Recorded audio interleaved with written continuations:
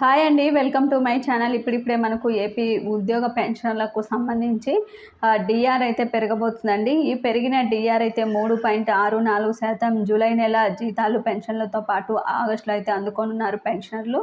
అయితే వీటికి సంబంధించి ఏ విధంగా మనకి డిఆర్ వస్తుందని చెప్పి చాలామంది అయితే అడుగుతున్నారండి. ఈ వీడియోలో అయితే వారికి డిఆర్ ఈ పెరిగిన డిఆర్ ఆధారంగా వారికి నెలకి ఎక్కువ శాతం ఎంత పెన్షన్ డిఆర్ రూపంలో వస్తున్న పూర్తి వివరాలు అయితే వీడియోలో తెలుసుకుందాం. మీరైతే వీడియోని ఎక్కడక్కడ స్కిప్ చేయకుండా ఎండ్ వరకు అయితే చూసేయండి. వీడియో నచ్చినట్లయితే తప్పకుండా లైక్ చేయండి, షేర్ చేయండి.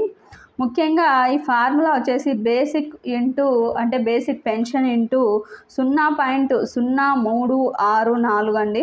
ఈ ఫార్ములాతో మనకి ఎంత బేసిక్ వచ్చినా సరే, ఎంత బేసిక్ పెన్షన్ అయినా లెక్కించేయచ్చు. ఎగ్జాంపుల్గా 10,000 బేసిక్ అనుకుంటే వారికి 10,000 ఇంటూ 0.0364%తో 364 రూపాయలు అయితే రావటం జరుగుతుంది.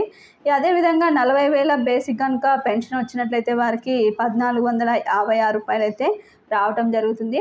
ఈ ఫార్ములాతో మీరు చిటికలు అయితే లెక్కేసుకోవచ్చు అండి. మీ పెన్షన్ ఎంతైనప్పటికీ కూడా దానికి ఇంటూ 0.0364 చేసినట్లయితే మనకి ఇదే ఫార్ములాతో మనం మన బేసిక్ పెన్షన్లో డిఏ ఎంత వస్తుందని అదనంగా అయితే చూసుకోవచ్చు.